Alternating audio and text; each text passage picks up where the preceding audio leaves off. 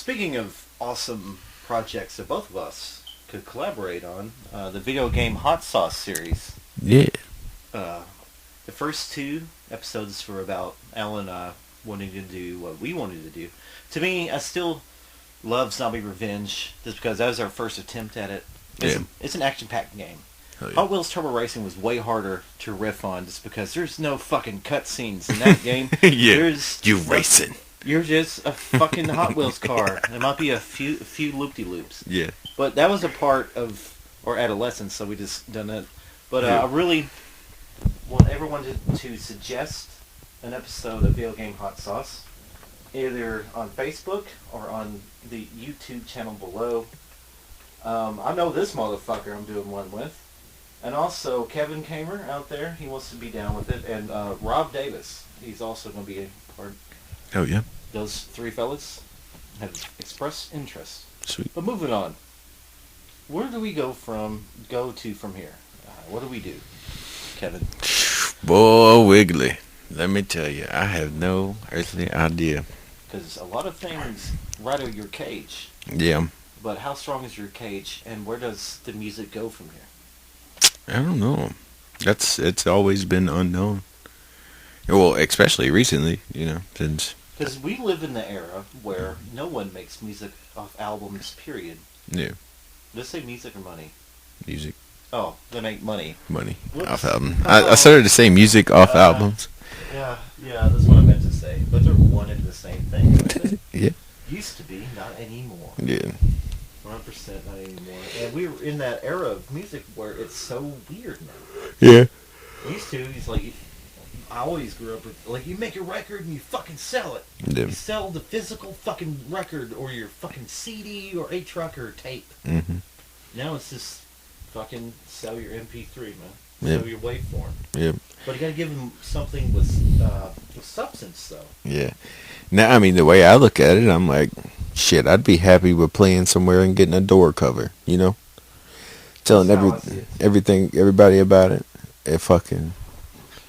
At a bar where you can get liquored up, make the bar some money, and and be able to drink your beer and get part of the door. I'm sure there'll be two other people opening up with you. Yeah. But I'd love to get a hole. Hell yeah. Door. That's what I'm saying.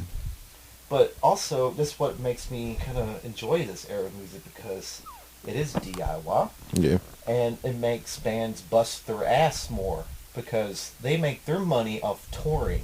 Yeah. Selling tickets and T-shirts and memorabilia. Yeah. And a hard copy CD. They have them on hand, But they ain't selling many. Unless, they're autographing it and fucking putting their phone number on it, Very few, super special edition. I will buy records. Yeah. I will buy literal fucking vinyl records. Hell yeah. That's more personal and convenient for me. Yeah. I have Ram on vinyl. Fucking, that's like a fucking winning the lottery for me just because that's my favorite fucking Paul McCartney solo album. Yeah. And to hear it in its native format, because I don't have a reel-to-reel, because I also came out on reel-to-reel. Mm-hmm. I don't have one of those, but I have a fucking record of it. To me, that's the most purest warmth that you can get of your stereo. Yeah, everyone's always talking like, oh, you like vinyl, huh? You're one of those douchebags, but you think it sounds better. It doesn't sound different. But, you obviously have very closed ears. Open your ears up, Yes. Fuck opening your mind up. Goddamn, your mind goes through your ears. Hey, but I'm not. Your mind goes through your ears. Or you get to your mind through your ears. I don't know. I'm just saying, God dang it. Mm. I do love the way music is produced now. Yeah. But, to me, the only way to hear bass and drums when they were in the early mixes of shit was on a vinyl. Like, if you listen to Stevie Wonder's Talking Book, it's like that album was specifically written and designed for the record format in mind.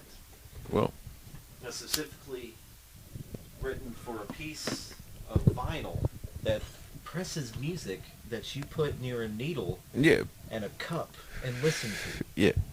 That's That is I want a awakening. record. Yeah. I want to be on vinyl. Hell To yeah. me, that's when you know you fucking did something. Have you ever seen those old it was like a record directly into this machine, and making a lathe? it would cut shit into sound, like cut grooves into like. Yeah, I think it's called a lathe. Oh, I never knew what it was called. Because think about the lathe that pressed all the Nirvana records. Yeah. And think about that lathe that was used for this run of music. Yeah. Made for Sgt. Pepper's Lonely Hearts Club Band. Yeah, that's crazy. Think about that needle and that fucking machine. Yeah, that cut. Made us feel awesome.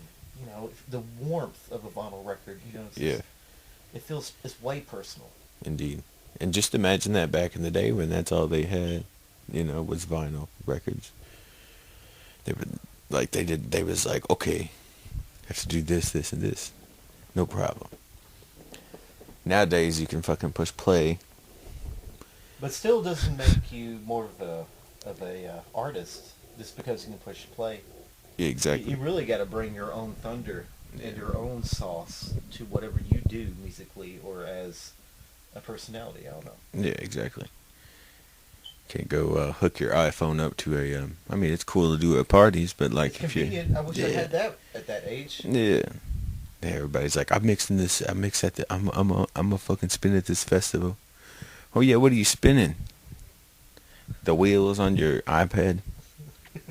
You got like a CD DJ, like with some CDs on it, and you press play. You hit a filter every once in a while. No, dude, mainly just mix a little bit of Skrillex, dude. Yeah, with some. Also put a little bit of, I don't know, Meshuggah in there. Do my own drum and bass mixes, man. Yeah, I use Ableton, man. Yeah, that one guy. I'm not gonna say his name, but I was recording a little jam session at Travis's house. That's what he used, is Ableton. He talks so much shit about Fruity Loops. Yeah, that's why I talk so much shit about. Well, I can't talk shit about Ableton because I've never used it, but I would like to. Because it was fucking bullshit. Yeah, and oh damn, people that talk shit about Fruity Loops, it's like talking shit about me. I know, it's like I get hurt. shit, especially Alan, dude. Alan, he's the beat maestro as well, dude. Yeah. He's like, that's his shit. Hell and yeah. to me, it's been my shit for a while, but always used a solid state recorder. But now I'm all about some Fruity Loops. You know, Hell yeah. I used to stare at the waveforms to finish rhymes just because I know where it peaks, so I can be like, put in a, I don't know, a good ending to a verse. Yeah. I don't know. It's like I can make a cold ass beat with this program that we are talking into. Isn't that crazy? Yes. We record our music through Fruity Loops. Yeah. I mean, that's crazy. It's like the best production you can get for what it is. It's just a fucking program. It's so simple, but I was talking to my buddy the other day, like, he's been making beats twice as long as I was. He told me how to fucking, crack the sumbitch, Yeah, yeah. And, ours is not pirated, by the way, just in case anyone is listening. It's totally a legit copy that we bought. For sure. But yeah, you learn something new every day on that thing. That's why I love it. It's so easy, and I apologize for the mic jiggle right there. It's the ease of use. I still have a little bit of trouble though. This is me setting up the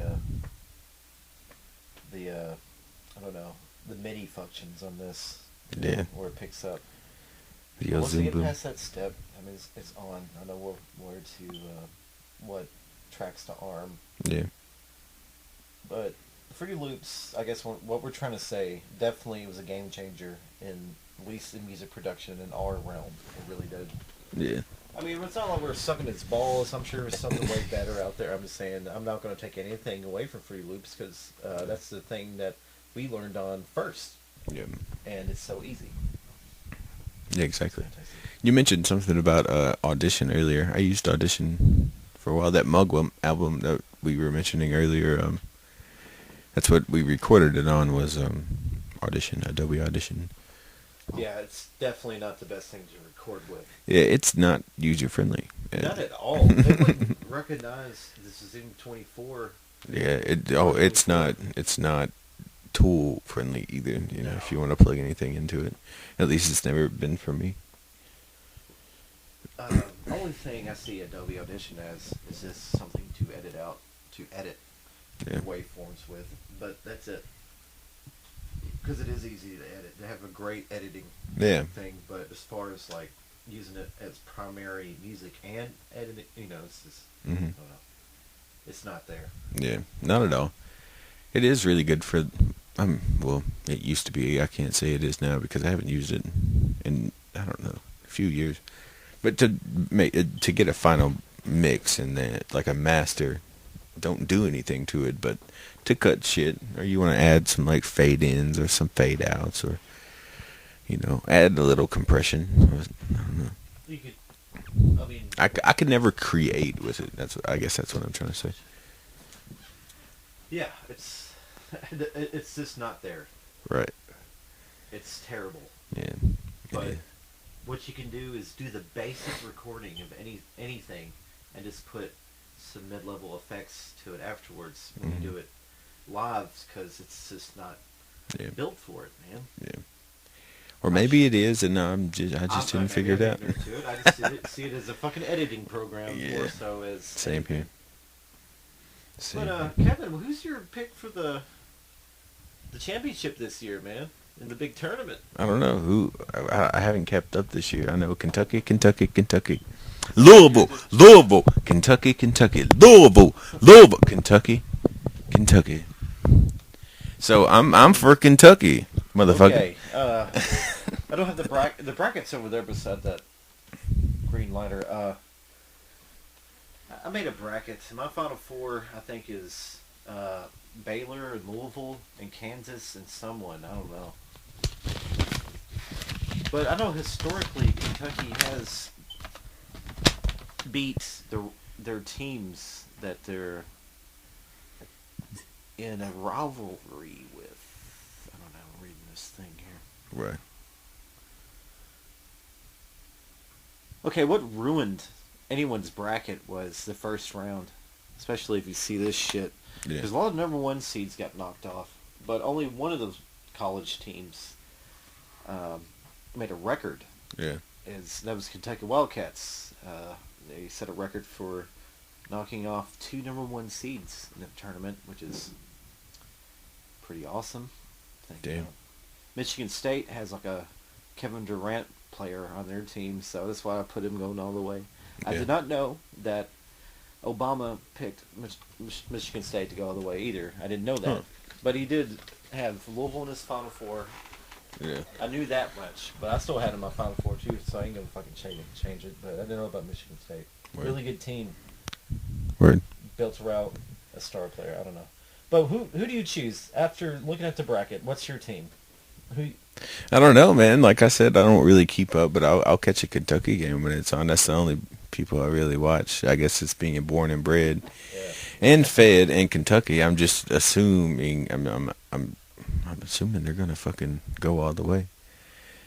It's happened. Yeah, it didn't happen that long ago. Yeah, I remember when the last time it happened. I was awake all day, kind of dreading it. I think it was them against Louisville, actually. Those are always the best games. So what I was trying to say, historically, Kentucky has beaten Louisville in most of their matchups. Yeah. So which makes me think I will have a little bit of like a teaspoon of hope that they're going to beat Louisville. Right. But they beat Wichita State. That team was undefeated, dude. Yeah, that's crazy. That was intense. No one expected that shit because we've had a mediocre year. I think we were like, I don't know, like 26-10 or something. I don't know exact record. Damn. But we lost a few games, obviously. And this is, to me, was going to be the season where they just like maybe make it to the second round and lose. But they fucking won, dude. So, damn. Hell yeah. I remember when they did win the last time they went all the way. I work at an old sweatshop down under the fucking rocks, Yeah, making whisker biscuit bologna sandwiches. Making them whisker biscuit. No, I went in and printed some shirts because they won. We were waiting on the call, or actually, we had these orders, just hanging in the air, them prepared to be printed just in case Kentucky won, And of course they fucking did it. So there we are printing all night, like 4,000 shirt orders, 5,000 shirt orders, and like Minute Mart ordered one. And I was actually on that job that night, and I printed from, I don't know, I guess it was like 11, 10, 11, right after the game ended till 7 o'clock that morning, man.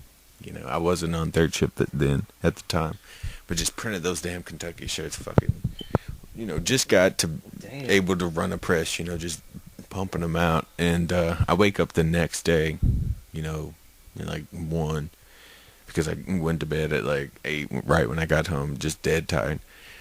I go to Minute Mart to fucking buy a pack of smokes, and I turned around and I seen those fucking Kentucky shirts that I was fucking stayed up all night printing already on the floor, that's hanging crazy. there. And there was like 4 left. Everybody had been buying them all day, and I'm like, I am tired of seeing this motherfucking shirt, So I had hard feelings towards Kentucky for a while. I was like, fuck that.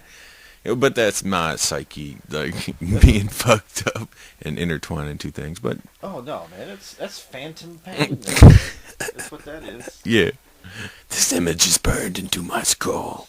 It's like shit. That could be anything. That could be like a fucking Twinkie T-shirt. It'd be like, fuck this motherfucking T-shirt. Yeah, if it's like so, I don't know. Oh, actually, I don't know if I can be like really angry at a Twinkie. Like, I don't know. If it pissed me off enough, boy, I tell you, I'd fuck a Twinkie up. Yeah, I mean, if a Twinkie look at me the wrong way, I would fuck it up. Yeah, I twink right at it. I will smash it with my heel. I will curb stomp that motherfucking Twinkie. I will smash it with my heel. I guess, kind of getting back on track with media. What's your personal feelings on people hitting like on your song without even giving you any feedback? I don't care anymore. It used to be cool. It still is cool. I don't really go by the likes because it's fucking Facebook. Yeah. Totally is just fucking Facebook, but it just kills it's me. cool. Everybody that stuck with me and found my music through Facebook, like, hell yeah. At least they Thank listen you. to it. That's what I like. Yeah, They at least the ones that do give me feedback and be like, "When the fuck, when you coming out with something else?" The very few, and the numbers growing. Shit, I can't lie. Oh yeah, of course. No one can lie. But the more and more it's out there, the better it is. Plus, yeah, that's all I can keep doing. If is you're bringing pushing. the real shit, you're gonna get some real play. Yeah, and that's kind of what I look at now is like the plays and my connections. I'm making connections through SoundCloud. Finally got in touch with my long lost, it's the savior. One of my long lost friends. You remember him, David Kelly. Yeah, he's fucking awesome, dude. At everything. Yeah. He's I just thumped the microphone. He's a metal spirit. Hell yeah. He's always kind of. I remember. Also reminded me a little bit of Steve-O, a little bit. Word. In the good way. Yeah. I actually got back in touch with him, and fucking my phone has been stupid, and I never got back to him. I got his number and shit. But he's going to help on another project that I got coming out with my boy Tyler Reese Brown. Oh, Ty Reese. It's called Into the Void of the Great White Purple.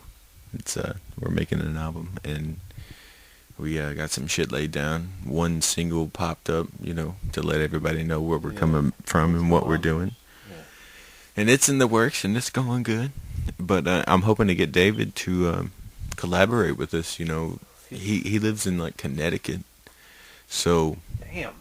We're gonna try to, I'm hoping we can send some emails, Oh. And go the digital age. And that's what we're trying to do with Derek Johnson, because he lives in St. Paul, Minnesota. Yeah. I kind of want to send him. What I'm gonna do to make this easier is to send him a cut of video game hot sauce, so he can do his commentary and watch it and send it back to us, so we can put it back in the edit. Yeah. I'm pretty sure he can just send David Kelly whatever and see what he could do with it. Yeah, right. It back. Yeah, and we're both pioneers of the FL Studio. As far as I know, I think he's still, using the old FL. But, OFL. there's When you're in the butt. the old, In the morning. what is it called?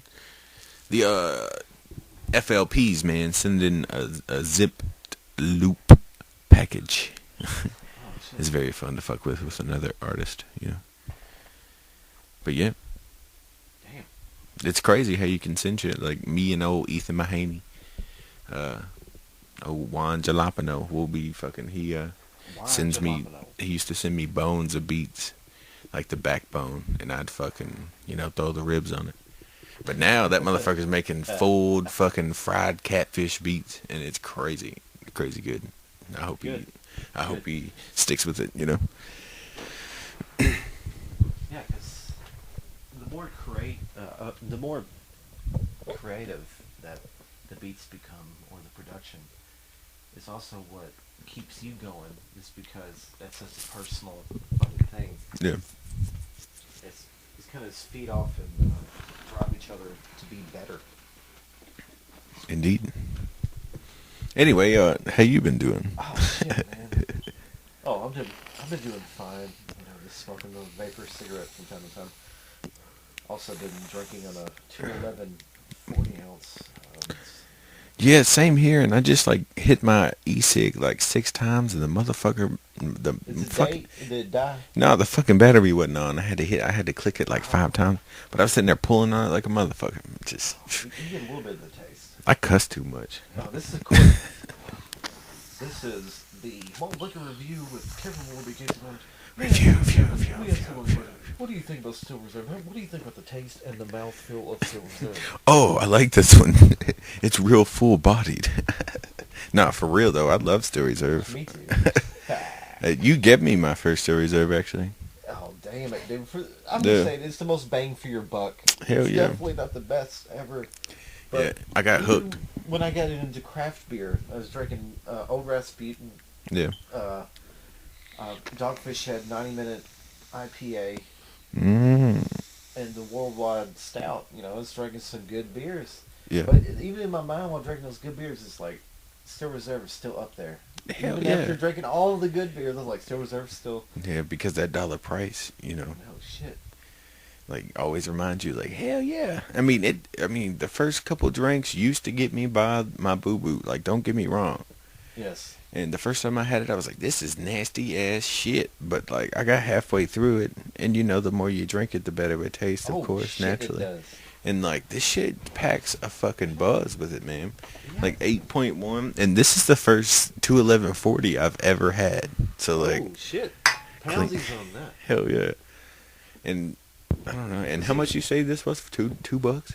No, these are $1.99. Damn. The first time I've ever had a fucking Still Reserve 40 was in Tennessee, and it is the shitty 6.0% version. Yeah, how the big city fucking let me cut your alcohol down. Yeah, because Tennessee has weird laws about that. If your beer is above 6%, it is considered a spirit. In the same vein as whiskey. Liquor, and wine. yeah. But That's version crazy. is also really good, but it's not the real version, man. You really do get the buzz factor from the 2.1% you're missing. Yeah. Because having the full version of Still Reserve in a 40-ounce bottle, I will give this a C+. C+. C+. So I'm so used to double deuces, man. Mm-hmm. But it's very delicious. Good. I noticed myself milking this thing. I need to drink it. It's probably not going. It's probably not mixing well with my new medication. I know, you're all trying to be healthy and shit. I know. I started doing meds today, and here I am first. You've never seen those yellow stickers on the side of the bottles, right? Yeah, mate. The eyeball. May intensify. And a cup. It usually says alcohol will intensify, and maybe I need that, man. Maybe I need that extra. I'm joking, but no, I know you don't. I'll be fine. Oh man, it's all good though. It's all good.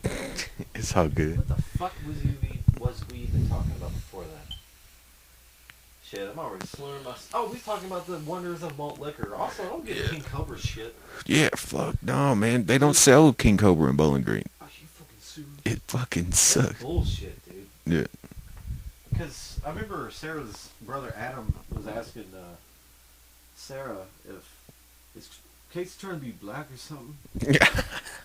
And I had to Everybody explain says that to me kind of too. Yeah, I had to explain to him that I didn't start drinking until I was 21, and the cheapest beer in the mass quantities was a King Cobra. It was $2. It was at that time. Yeah. King Cobras were hovering around like the $1.15 or $1.25 mark. Yeah.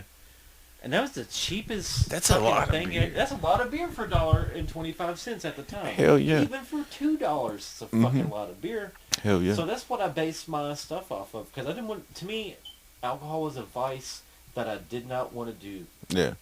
But I did. Mm-hmm. So every time I went to go buy something, I'm always like, I don't want to spend that much money on it. Period, because I fucking hate this vice. I'd rather be organic. Yeah. I guess in my buzzes, as opposed to being shitty with alcohol. Yeah. But I wanted to love beer though. I still love. That's the only bridging ground. I will always drink beer. I love fucking Same beer. here. Like, whether it be 6 a day or 1 a day, I will milk a beer if I have to. But I will always drink beer as well. I will always drink beer as well. Yeah, you know what? But yeah, I will always drink beer. Makes me feel cool. It's in our DNA, at our age especially, Yeah. that if you're a 20-something that is not drinking something, that's fucking weird. It's like, hey, man, past the legal drinking age, you're still not fucking drinking? Yeah. Like, It's like, what are you doing, man? You're not drinking beer? Call yourself a man, fucking pussy? yeah. And when I say that, I also understand that I respect the person who hasn't done one drug in their life Fuck yeah, I know like a couple. just as much as the person that's done every drug in their life. Yeah. It's because those are completely stark different, I don't know, expressions Definitions of a life. person, Definitions of a person. But at the same time, they are the same. Yeah. Because both of them are very humane Yep. and very sensitive to Yep. one another. I don't know. I get you. I get what you're saying. I hear you. I hear you hollering. Yeah. This Still Reserve's getting me all fucking hyped up. Malt liquor. Oh man, Fishbone, y'all. Man. Yeah. Fish biggity. Biggity wiggity. Sorry, I had to do it. I understand, man. Word. You know, let's make sure you like and subscribe to Stiff Archives and to the Fishbone channel. Mm-hmm. SoundCloud. SoundCloud. Look up Fishbone. Give up the whole URL. What is the whole URL?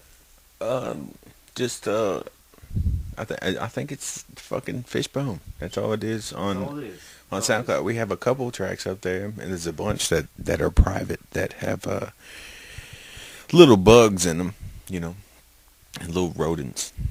And so we're gonna cut all those out and put them up to be public. I would spray them. I would not like with a gun or anything. I'm just like some Raid. Actually, I'd probably use some vinegar and some salt. Oh yeah. Mixture like a brine of vinegar and salt and just fucking spray those motherfuckers. I'm gonna use a mouse.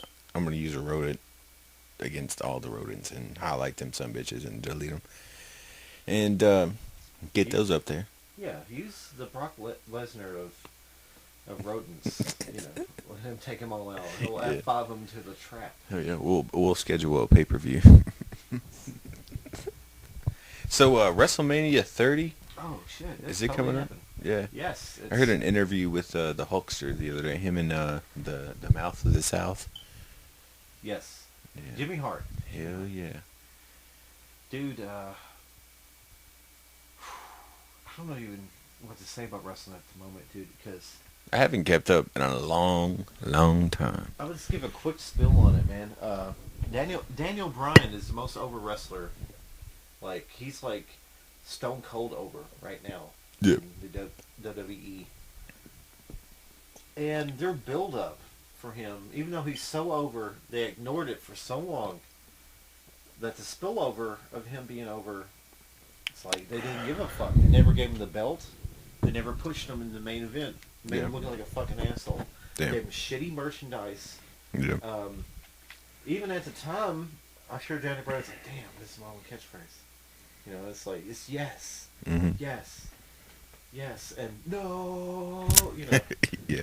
It couldn't take an 80 person that long to figure it out. But I'm sure even then, Daniel Bryan thought it was healthy.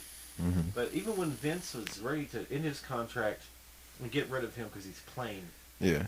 it caught on.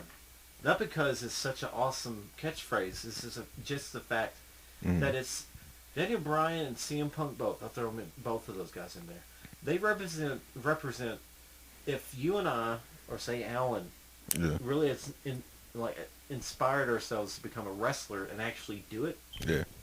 That's what those two people represent. And they have that humanity about them. I don't know. Daniel Bryan also kind of reminds me a little bit of Michael Cera. Because, you know, when you see him, you know, it's like that instant, you like this dude, he's a nice guy. Yeah. I don't know. Oh, Michael Cera. Yeah, but the main event of WrestleMania is supposed to be Batista versus Randy Orton. Who gives a flying fuck? Exactly. See, I haven't watched wrestling in so long, but it used to be such a big part of my life back in the day. Mine too. Like when it was good, dude. Like fucking. It was real good. You know, the interview I heard with Hulk Hogan, and he's, you know, what did he say? I'm the host, brother. I'm the host. I'm hosting it. Yeah. Like, okay. All right. But what was I saying? Oh, he mentioned they were talking about like the WWE. It was WWF at the moment, and the Attitude Years. That's what he said. And when he said that, like I haven't thought about like WWF Attitude in a minute, and I kind of got chills. I was like, I remember those years, you know. Yeah, the Attitude Era. A lot of people love that era, man. Hell yeah. It's intense. And then like with WCW and the fucking NWO. There's a great documentary on Netflix about the NWO and like Kevin Nash and Scott Hall. I cannot remember the name. I like watching a lot of shoot interviews online. That's where I figured out that Honky Tonk Man's a badass. He talks shit about everyone though. But you know, it's like wrestlers really letting loose about what's really going on. Yeah. Like, for real. Yeah. The Iron Sheik was good about that too. And fucking DDP's doing yoga and shit. Dude, DDP. Okay, back to the Attitude Era. During the Attitude Era, he's talking about the NWO era over at WCW.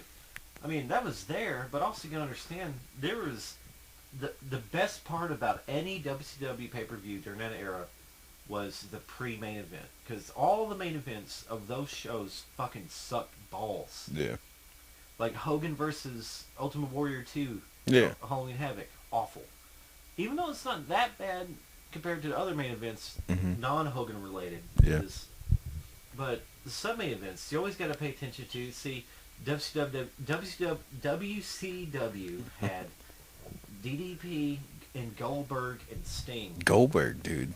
And Goldberg Sting, yeah. Hell yeah. Those were really big, heavy hitters in Hell WCW, yeah. man. And the NWO shit was still pushed down your throat. Yeah, it went on for a while and ran its course. There was some other shit going on. Yeah. You know? But yeah, fuck yeah. Like back then, Sting was my dude. He was like my all-time favorite wrestler.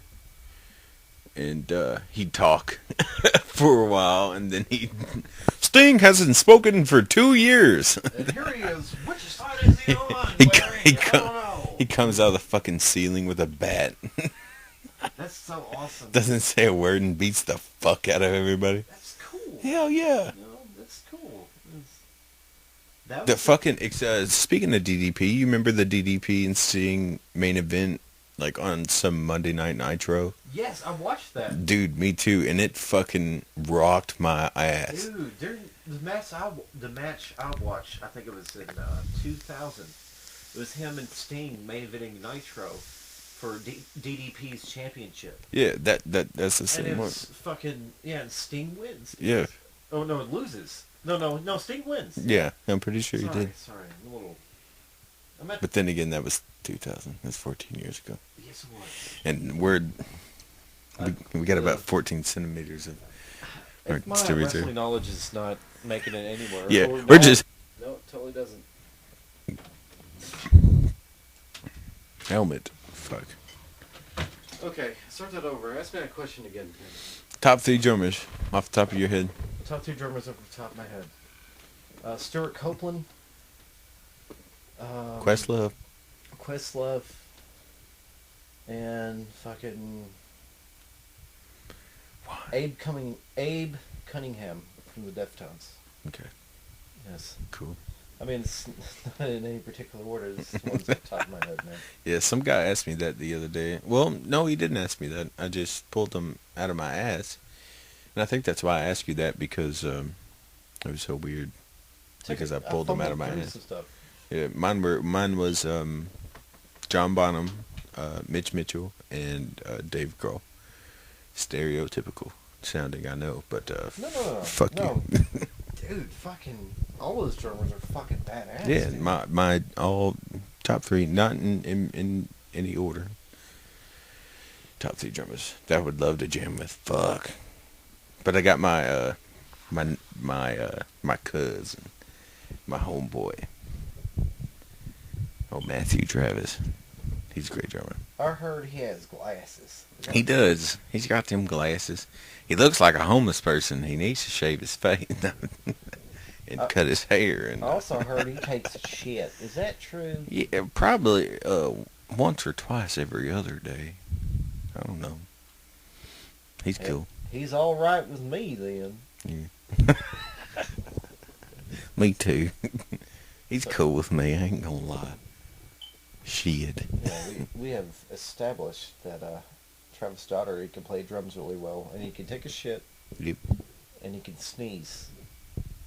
Those are the 3 things that he does very, very well. He's really good at those 3 things. He's a highly talented fella. This Matthew Travis Daugherty. Oh, Matthew Travis, yeah. I want to start calling him Matty. Hey Matty, I turn Jewish when I talk to him. Hey, Maddie. You want to play some drums? Where's the Jew balls?